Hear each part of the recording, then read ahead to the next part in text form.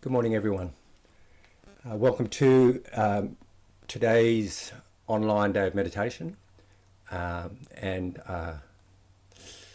Today is, what's the date today? It's the 6th of August, 2022. And I haven't been around for a while. I've been on all sorts of trips and journeys and pilgrimages and all sorts of things. But today I'd like to invite you to a day of presence. And I know I often talk about meditation as being the cultivation of insight and serenity. And cultivation is the word for meditation in early Buddhist practice. It's the translation of bhavana. Bhavana meaning to bring into being, or to come into being. Usually it's translated as cultivating. So we often cultivate. What we do when we meditate is we cultivate.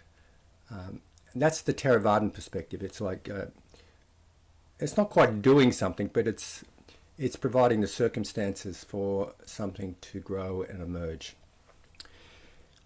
And I've mostly practiced within the Theravadan Buddhist tradition, so those practices I'm most familiar with those practices. However, I've also practiced in other traditions. I've practiced in the Tibetan Mahayana tradition and also the Zen tradition, and also most recently I had some introduction to Chan meditation. And from the Mahayana perspective, when they talk about meditation, they talk about it as, well, the Tibetan word for meditation is gom, I think. And that literally translates as familiarization, becoming familiar with one's issues, that which blocks us on the path, as well as becoming familiar with our Buddha nature, basically, our awakened state, our familiar with that which can lead towards awakening, and familiar with the path, and familiar with our Buddha nature. So even though early Buddhism talks about cultivating, with the later developments of Buddhism, such as with Tibetan Mahayana Buddhism and Chan Buddhism and Zen practices, it's more about an uncovering and waking up to what's already there. So I find that both these perspectives are really valuable, and I've noticed that different people, different temperaments get attracted to different perspectives, but they're both the same basically in the long run. And so today I'm going to incline towards both perspectives. I want to talk about some meditation practices that I've used and I really appreciate. I really find that they're very powerful practices, and these are what I call the emptiness practices. So in Zen Buddhism, an emptiness practice is called shikantaza. And in Chan Buddhism, it's called silent illumination. And in Theravada Buddhism, there's a sutta called the Shorter Discourse on Emptiness, and in a few weeks I'll be running a 10-day retreat based on this shorter course on emptiness, actually based on it in the later 4 days, or later 5 days, or 6 days, sorry. But in that I've done practices about that, and that is a gradual path to emptiness. And one of the later steps, in fact the final step to emptiness, is called signless samadhi, which in my view is the same as shikantaza, it's the same as silent illumination. It's the same process. So I'll explain about what silent illumination is later, and I'll also explain about shikantaza a little bit later, and also go into details a little bit about what signless samadhi is later in the talk at 11 today. But what I'd like to invite you to this morning is starting to incline towards those particular practices. And some of you may be familiar with open awareness or open presence, these practices that I've done with you before. So what we'll do today is I'll invite you to start to come to a place of resting in awareness, or being present with experience and open to experience, completely present, completely here now. In the meditation, in the guided meditation that I'll invite you to in a little while, we will, I'll invite you to establish posture, establish your intention as we usually do. And then I'll invite you to a metta meditation, but in this case, I'll invite you to reflect and contemplate innate goodness in whatever way you can find that. It may be through recollecting, a person or a pet or a place, something that's really awakens in your heart a recollection of innate goodness, something that's lovable. I think of my little puppy. My partner's in Sydney at the moment. She's been down there for 4 months, and I've seen her on and off. But every morning I send her a photograph of a calendar that we have. We have a dog of the day calendar. Every day we slide the pictures back of a dog, and the last couple of days I've been sending the photograph. This is today. Good morning, love. This is the dog of the day. It's a photograph of a dog kind of looking really cute, or rolling in the sand, or chasing a stick, or bouncing through the grass, or something like that. And in the last couple of days, she's been sending me photos back.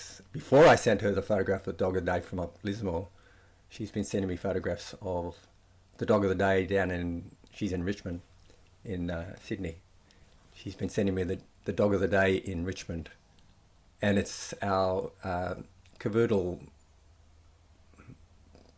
I'm about to say puppy, but he's not a puppy now. He's 1.5 years old. He's just the most lovable creature. His name is Bhakti, which means devotion. And she sends me photographs of Bhakti, being Bhakti, and he's just sitting there, completely wonderful and lovable. So sometimes I think of Bhakti when I think of innate goodness. I know he's probably got some terrible habits, but there's something very lovable about him. And other times I think of my grandchildren. Other times I think of my teachers, my partner, my clients, you guys. Whatever it is I can think about, I awaken that sense of, I can see an innate goodness in this being, and it awakens a warm feeling in my heart. So then I let the warm feeling in my heart grow, and I kind of abide in innate goodness. So that's one practice I'll be inviting you to practice. And then from that space, I'll invite you to be aware of sounds. Then I'll invite you to be aware of sights. Then I'll invite you to be aware of mental objects. Then I'll invite you to be aware of experience, sensory experience, and here we include sight, sound, smell, touches, tastes, and mind. So just aware of being present, and then just stay with that awareness. Stay with that awareness. Stay with that kind of open awareness, presence, not doing anything, know where you have to go, know where you have to be, nothing, no one you have to be and present to the world. It's just being completely present. So that'll be the guided meditation, and then we'll have some silent meditation, so you can practice what you feel like you'd like to practice. Some of the other practices, if you wish. Some of the practices from mindfulness of breathing, if you want, or for establishments of mindfulness, whatever you feel is appropriate for you at the time. You might just like to continue about being present. So we'll do that for, so in a minute I'll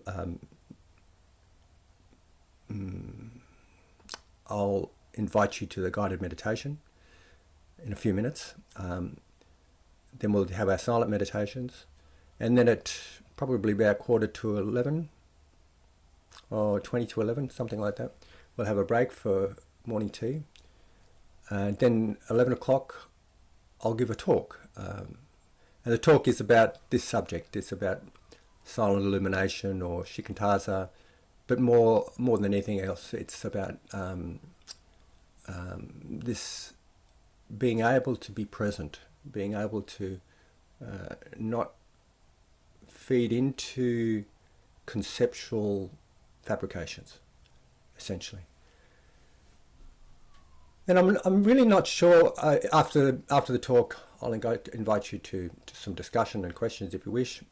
But then also before lunch, I'll guide you into another open awareness meditation.